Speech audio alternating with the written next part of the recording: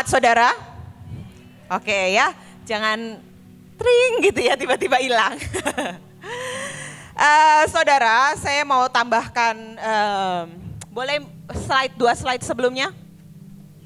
Ya, sorry, yang setelahnya. Oke, ini ya. Sekali lagi sebelum saya lanjutkan, saya akan coba cepat supaya saudara tidak terlalu malam karena saudara perlu persiapkan diri buat 2 hari yang lebih ajaib lagi berikutnya. Amin. Kita adalah pasukan terdahsyat. Siapa di sini pasukan terdahsyat, boleh angkat tangannya? Boleh saya tahu yang di kelas ini yang dari provinsi selain Bekasi, boleh angkat tangan? Bekasi bukan provinsi ya, Bekasi Jawa Barat. Udah berasa planet sendiri.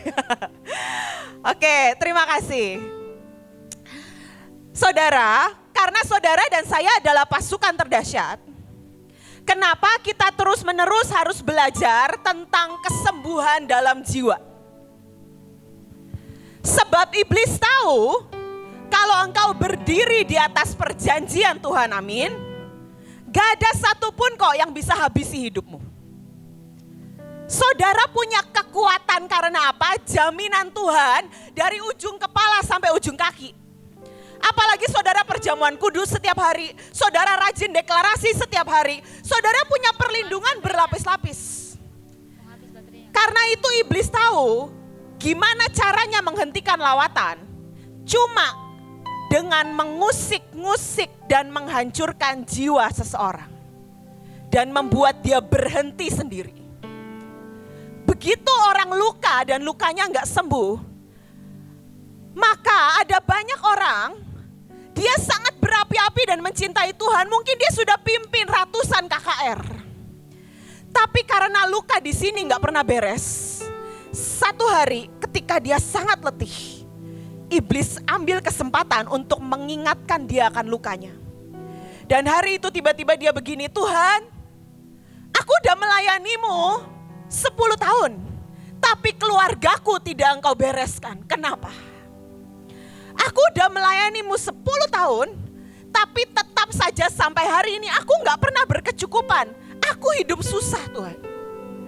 Dan itu membuat kekecewaan melukai sampai akhirnya pasukan Tuhan berhenti sendiri. Memutuskan berhenti sendiri. Dan karena itu Tuhan berkata gak bisa. Mau saudara melayani 10 tahun, 30 tahun, 50 tahun bahkan. Saudara dan saya perlu kenali ini. Dan terus menerus masuk dalam perjalanan dibereskan di dalam sini. Amin. Sebab gak boleh ada satupun yang menghentikan kita. Dan sekali lagi ini perjalanan gambarnya. Kita harus terus berjalan. Karena khotbahnya dari kemarin berkata, setiap hamba Tuhan berkata. Kita tahu ini sudah tahun berapa. Dan sebenarnya masa kesusahan itu sudah benar-benar di depan mata. Betul ya saudara? Tapi ayatnya berkata selama masih ada yang menahannya, yaitu saudara dan saya, maka kita akan tetap terobos sampai lawatan Tuhan terjadi. Tapi jangan pernah izinkan luka menghentikan langkahmu dan saya, amin. Jangan pernah izinkan satupun. Nah, saya berdoa, saudara boleh next to slide, 2 slide setelah ini. Saudara mari pelajari kenali hati kita. Kenapa? Karena kita gak akan bisa sembuh kalau kita gak pernah kenali. Kalau saudara datang ke dokter aja, saudara perlu ngomong, dokter akan tanya, gejalanya apa bu, pak, betul ya? Dokter akan mulai tanya dan saudara mulai ngomong, ini loh saya tuh pusing-pusing, saya mulai ngerasain ini, ngerasain itu. Dan saudara perlu kenali itu supaya saudara bisa mengakui di hadapan Tuhan. Ayatnya berkata akui dan tadi ayatnya bilang berperkara. Bagaimana saudara dan saya bisa berperkara kalau kita gak kenali masalahku di mana? Kayak tadi mama saya cerita ya. Misalnya masalah saya ternyata saya pernah ditolak waktu saya di kandungan. Dan saya harus benar-benar berurusan dengan itu. Belum lagi ketika saya tumbuh besar, saya melihat ayah saya dengan ibu saya lihat ayah saya sebagai figur laki-laki yang buat saya bukan contoh untuk seorang bapak yang menghormati dan menghargai istrinya. Dan itu membuat saya tumbuh besar Dengan pikiran seperti ini, aku tidak akan biarkan satupun laki-laki menjatuhkan aku. Aku gak boleh kalah sama laki-laki. Dan itu dari kecil. Mungkin buat orang dunia itu biasa. Tapi kalau saudara ngerti firman, itu gak biasa saudara, itu gak benar. Karena biar bagaimanapun, seorang perempuan harus menghormati laki-laki. Betul ya saudara? Jadi kalau seorang perempuan nginjek-nginjek lelaki, itu benar atau salah saudara? Salah. Dan itu gak benar. Dan saya harus berurusan hari demi hari, terus menerus. Mungkin waktu saudara beresin satu luka, Tuhan akan bukain luka yang lain. Dan itu akan terus berjalan sampai saudara dan saya seperti ayatnya di Kolose berkata, waktu Tuhan menjemput kita di awan-awan, Dia menemukan kita sempurna, tidak bercacat celah tubuh, jiwa, dan roh. Siapa saudara yang mau diangkat di awan-awan? Mari kita terus bereskan ini. Dan berikutnya, saudara di sini pelayan-pelayan Tuhan, betul? Saudara adalah orang yang melayani di bidang apapun. Setiap kali saudara melayani, saya berdoa kita bukan orang yang melayani dengan daging dan dengan jiwa, betul ya saudara? Kita melayani dengan roh. Dan kalau yang di sini masih luka, maka kita bisa mentransferkan luka yang sama kepada orang yang dilayani. Dan kita nggak mau jadi saluran yang salah di hadapan Tuhan. Kita harus jadi saluran yang bahkan sebaliknya membawa kesembuhan buat banyak orang, amin. Karena itu kita harus bereskan. Nah mari kenali keadaan jiwa kita. Ya, ada banyak jenis hati dan langsung next aja. Nah ini gambar-gambarnya, contoh aja ya saudara ya. Ada jenis hati yang terbelenggu, ada jenis hati yang terkurung atau jenis hati yang beku. Hati yang beku itu seperti apa? Ada beberapa orang gak kenal hatinya beku. Dia gak pernah bisa menyatakan cinta, gak pernah juga bisa merasakan dicintai. Nah ini beku. Apapun yang orang lakukan selalu curiga. Ini namanya beku. Susah dicintai. Sama halnya apapun yang Tuhan lakukan selalu curiga. Kalau Tuhan didik katanya Tuhan jahat. Tuhan gak adil. Tuhan tega. Nah ini hati yang beku saudara. Hati yang terus menerus curiga dengan apapun. Atau yang gampangnya kalau saudara sedang diibadah, saudara ini seorang pelayan Tuhan, apalagi saudara full timer gitu ya saudara, melayani sepenuh waktu, saudara mengabdikan diri buat Tuhan. Tapi sudah lama setiap kali saudara datang di hadapan Tuhan di ibadah, walaupun saudara melayani, sudah sangat-sangat hampir tidak pernah saudara bertemu dengan pribadi Tuhan. Saudara hampir gak pernah meneteskan air mata dan nangis karena dijamah Tuhan. Saudara hampir-hampir gak pernah terima satupun rema dari firman yang disampaikan di depan. Ini hati yang beku saudara. Dan kalau kita mulai ngalamin itu, kita harus bereskan.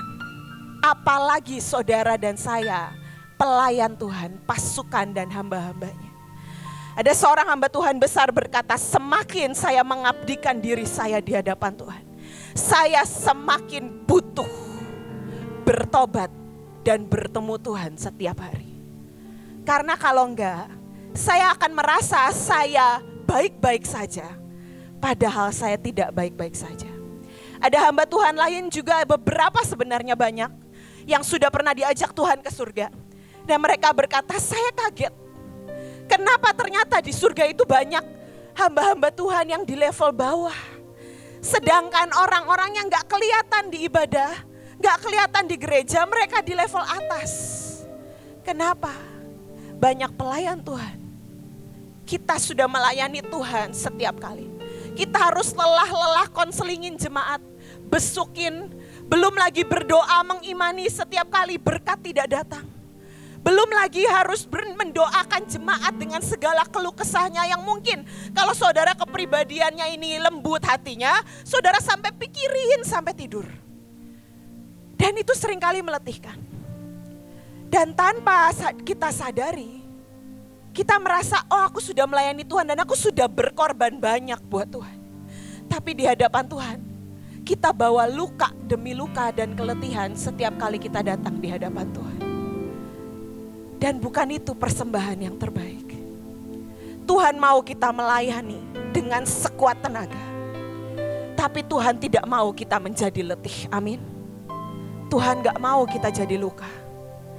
Belum lagi saudara harus kenali, ada orang itu yang daya tahannya terhadap luka besar, ada yang gampang terluka. Saya bergerak di bidang psikologi dan saya bertemu dengan banyak usia, dari usia kecil sampai usia besar ya saudara ya, orang-orang dewasa sampai ke remaja. Dan saya menemui bahwa sekian tahun terakhir saya menemukan banyak orang, mulai dari remaja, dewasa, sampai anak kecil sebenarnya, yang sangat mudah terluka. Satu kali dibully di sekolah, langsung gambar dirinya runtuh. Jadi ada satu, dia ini jago basket, pinter olahraga, dia rajin tekunnya luar biasa, dia belajar kanan dan kiri supaya dia bisa ikut kompetisi, membanggakan orang tuanya, jadi juara. Tapi karena 1-2 kali saja, hari itu dia lagi capek karena dia harus urusin ujian dan lain sebagainya, sehingga waktu dia kompetisi olahraga, dia kalah. Dan akhirnya karena dia 2 kali kalah, pelatihnya memutuskan dia tidak bisa lagi jadi pemimpin di klub olahraganya. Dan gara-gara itu saja saudara, dia langsung down dan dia langsung gak mau belajar. Tiba-tiba semangat belajarnya runtuh, nilai yang tadinya 9, 8, 10 tiba-tiba jadi 4, 5, 6. Orang tuanya bingung, ada apa dengan anakku? Kami berikan semua yang dia butuhkan, tapi kenapa? Hanya karena 1-2 kali kekalahan, karena dia letih. Dan ini namanya gampang terluka. Siapa di sini gampang terluka? Saudara jawab dalam hati ya saudara. Ada lagi saya kenal seorang anak muda, gara-gara orang tuanya itu dibawa Tuhan pulang ke surga dengan cara yang cukup tragis. Padahal dia hidup tidak berkekurangan, tapi salah satu orang tuanya dibawa Tuhan pulang dengan cara yang tidak mengenakan. Hari itu dia langsung kecewa, dia marah luar biasa, dan dia langsung jatuh ke pergaulan yang tidak benar. Ini namanya mudah terluka. Tuhan sudah berkati seumur hidup, hanya karena 1 luka membuat dia pergi. Bahkan dia sampai berkata, Tuhan gak ada kok. Kalau Tuhan ada, orang tuaku gak bakal begitu. Ini gampang terluka. Inti dari semua gejala luka, saya berdoa saudara ini mengenali apakah kita ini gampang terluka atau tidak gampang terluka. Ada orang sudah dilukai 7-10 kali masih bertahan tuh berdiri. Karena menjadi terluka dan tetap terluka adalah sebuah keputusan. Sekali lagi, menjadi terluka dan tetap terluka adalah sebuah keputusan. Banyak pelayan-pelayan Tuhan yang sungguh punya panggilan yang ajaib karena tidak kenal hatinya dan lukanya, dia hilang dari panggilan. Dan saya kenal sangat banyak orang yang mengalami hal yang seperti itu. Saya berdoa saudara ada di sini karena saya tuh lihat dari tadi pagi, saya lihat sebuah kolam pembasuhan dari Roh Kudus. Dan Roh Kudus sangat ingin membasuh setiap kita. Karena dia berkata perjalananmu harus lebih kuat di depan. Tahun ini engkau gak boleh melemah saudara. Engkau harus jadi lebih kuat, amin. Ada lagi saudara yang suka pelarian, itu hatinya diplester. Jadi kalau dia terluka, entah dia putus cinta, atau dia mungkin tadi dikatain sama orang tuanya dan dia terluka, maka dia pelarian. Misal, dia sangat sebel sama papahnya, dia pelarian ke laki-laki yang lebih tua dan dia mencari kasih dari orang itu. Saya bersyukur menurut saya, salah satu resep saya kenapa saya tidak mudah terluka, amin, adalah didikan mama saya. Ya, saya cerita ya, di sini banyak orang tua, saya percaya ada anak-anak muda juga yang akan jadi orang tua. Jadi ini bekal ya. Selain kalau tadi pas lagi hamil, omongin anaknya, nak kamu gak akan, misalnya saudara ini hidupnya susah pas anaknya lagi hamil. Nak kamu gak akan miskin, kamu akan sangat berkelimpahan dan kamu gak akan pernah minder apapun yang terjadi dalam hidupmu. Misalnya gitu ya saudara, apapun. Nah tapi saya bersyukur mama saya itu punya cita-cita yang sangat ajaib sebagai seorang orang tua. Karena sekarang, karena saya bekerja di bidang psikologi, saya mengerti bahwa menjadi orang tua yang mendidik anak itu nggak mudah, saudara ya. Dan mama saya itu dari kecil, mata saya ini kan mini ya saudara ya. Mini, dan buat orang Indonesia ini tuh nggak lazim lah saudara ya. Karena orang Indonesia matanya belo-belo gitu ya saudara. Dari kecil, apalagi kalau saya ketawa kayak gini lah, saya ngomong sambil senyum maka saudara nggak bisa lihat mata saya kan. Seperti berbicara sambil tertidur, tapi percayalah saya nggak tidur. Dan dari kecil mama saya tuh tahu, ini anak sekolah pasti teman-temannya punya alasan buat ngeledekin. Saudara mau kayak apapun kau akan menemukan teman-teman yang punya alasan ngeledekin dan ngebully hidup kita, betul ya saudara? Teman saya gendut diledekin gendut, teman saya hitam diledekin hitam, apa aja bisa aja pokoknya cari gara-gara. Teman saya bibirnya tebel diledekin monyong, apapun lah saudara ya. Selalu ada cara buat ngeledekin orang. Nah mama saya tuh tahu, saya tuh pasti diledekin kalau di sekolah. Wah jangan sampai anaknya minder. Belum lagi saya itu pakai kacamata dari usia 4 tahun. Waktu saya kecil, kacamata yang kecil-kecil itu belum banyak saudara. Jadi kacamata saya tuh segini. Jadi kaca muka bukan kacamata. Karena anaknya masih umur 4 tahun, kacanya segini ya saudara ya. Dan mama saya sekali lagi tahu, wah ini anak bisa diledekin nih. Atau ada orang bilang, ya ampun kecil-kecil udah kacamatanya lebih gede daripada mukanya gitu misalnya ya saudara ya. Dan karena mama saya tahu, maka kalau malam-malam di rumah, beliau harus sibuk bekerja dari pagi sampai malam. Tapi malam-malam beliau cari waktu buat habiskan waktu dengan anak-anaknya. Dan kadang-kadang kita lagi bercanda, tiba-tiba mama saya gini, aduh gak kelihatan nih mami kayak begini, kenapa sih ada orang ketawa matanya begini katanya. Mami gak bisa nih kalau merem begini nih gak kelihatan gitu ya. Terus atau gini, aduh, terus dia umpetin kacamata saya. Terus bilang gini, aduh, mami kacamataku di mana? Aduh nggak tahu di mana ya kacamatanya ya, kacamata siapa ya gitu ya. Dan saya mulai gini, kacamata gitu ya misalnya. Terus mama saya akan, aduh iya deh ini kacamatanya, nggak apa-apa kok, biar matanya kecil, pakai kacamata, tapi mami sayang sama kamu, apalagi Tuhan Yesus lebih sayang lagi sama kamu. Itu membuat saya dari kecil pede saudara, mau diledekin seantero sekolah. Saya akan senyum dan bilang gini, dasar lu kurang ajar gitu ya. Cuma ngomong aja kurang ajar, tapi saya akan tertawa terbahak-bahak bersama mereka. Dan ujungnya mereka semua mencintai saya. Kenapa pede? Kalau saudara nggak pede, orang makin seneng ngebully, betul nggak saudara? Siapa di sini pernah ngebully waktu kecil? Jangan angkat tangan ya, itu masa lalu yang perlu pertobatan. Tapi kalau saudara pede, maka orang capek ngebully saudara. Gak asik nih dibully. Karena dia gak asik, dia gak kena gitu. Gak ngerasa down kalau dibully. Iblis juga sama saudara. Kalau saudara diomongin, iya ya kok hidupmu kayak gitu. Kok Tuhan gak adil. Dan saudara mulai gini, iya ya bener ya. Wah iblis makin berapi-api saudara ngomongnya. Kenapa enak nih orang dibully. Tapi kalau iblis ngomong kayak gitu di pikiran kita, karena seringkali suara iblis itu seperti suara di pikiran sendiri. Dan kita mulai gini, enak aja, enggak. Tuhan itu sangat adil. Kalau Tuhan gak adil, aku gak ada di sini hari ini menerima semua kelimpahan dengan semua berkat rohani, ilahi, jasmani bahkan. Aku bisa terbang di tengah kondisi seperti ini yang orang bilang resesi.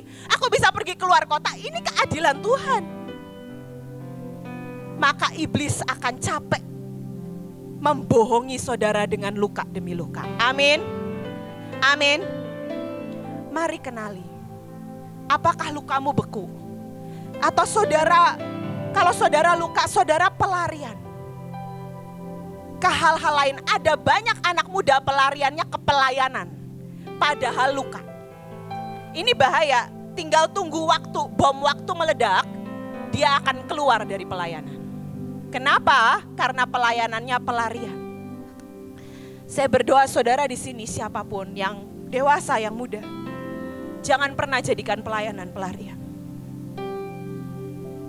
Engkau melayani karena engkau suka ada bersama Tuhan yang engkau layani. Amin.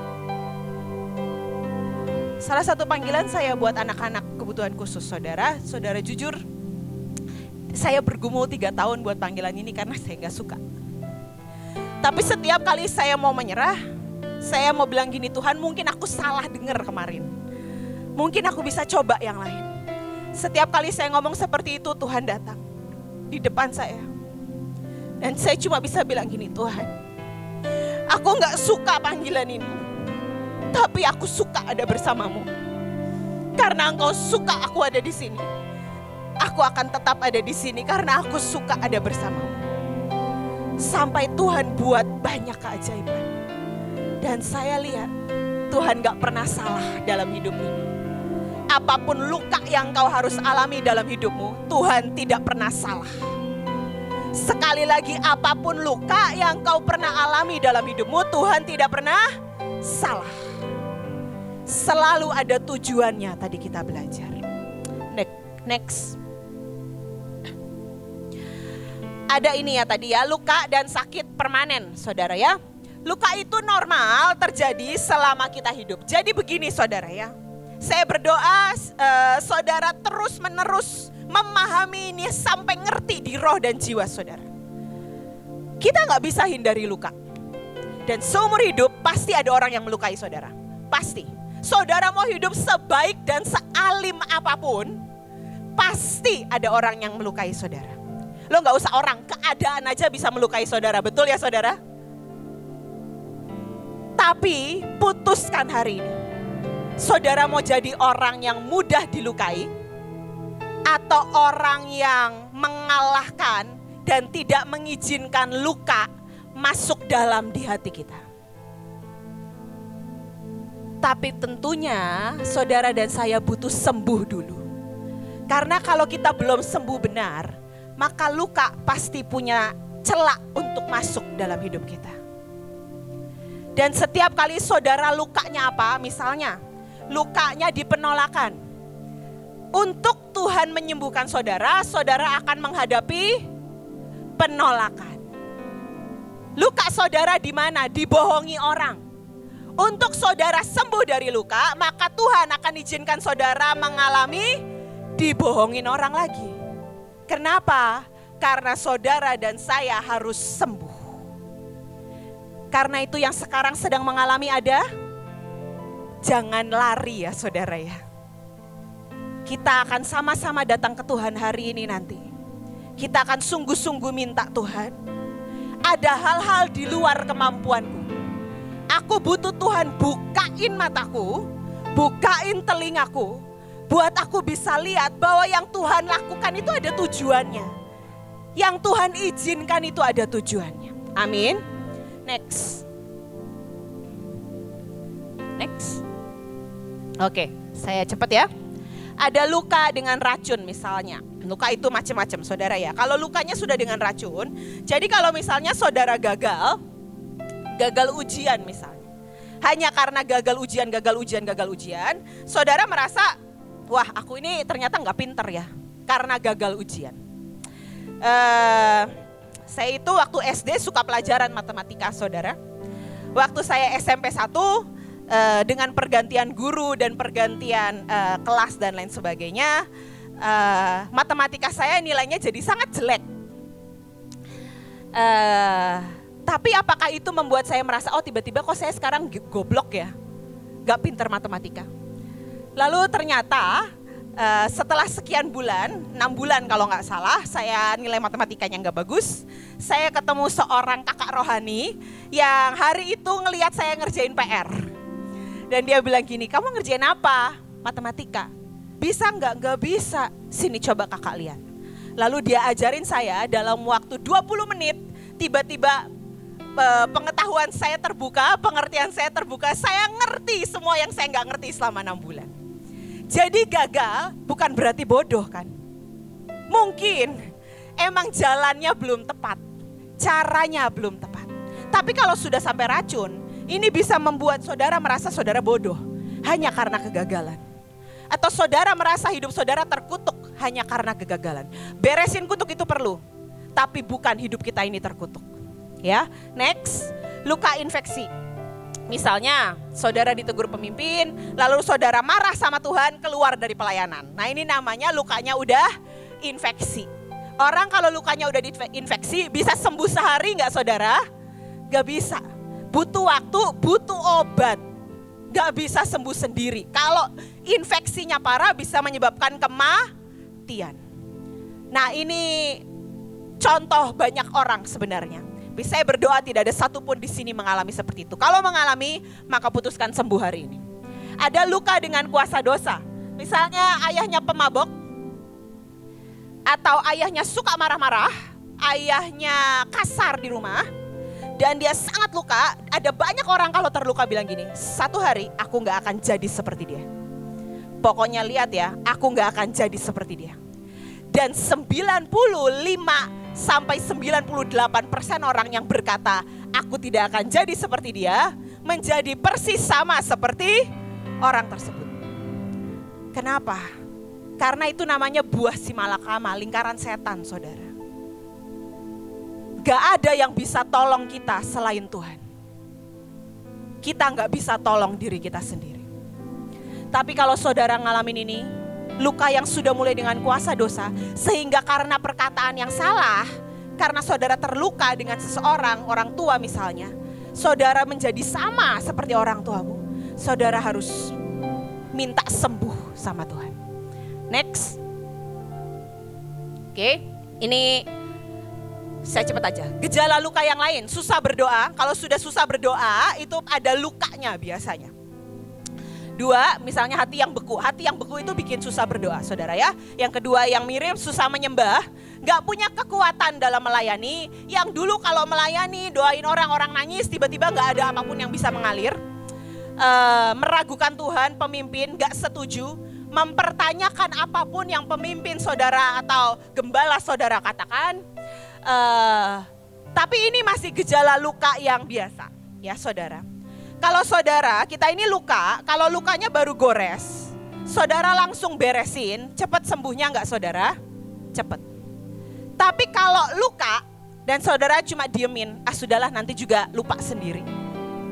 Kenyataan, apakah kita bisa melupakan? Enggak bisa.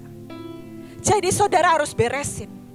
Kalau terus menerus ada suara yang bilang kamu gagal, kamu gak pernah bisa berhasil. Saudara jangan pernah cuma begini, sudah lupakan, nanti juga sembuh sendiri. Gak bisa saudara. Saudara harus yang tadi coach bilang, saudara harus balikan keadaan dan bilang gini, aku orang yang sangat diberkati dan sangat diangkat Tuhan.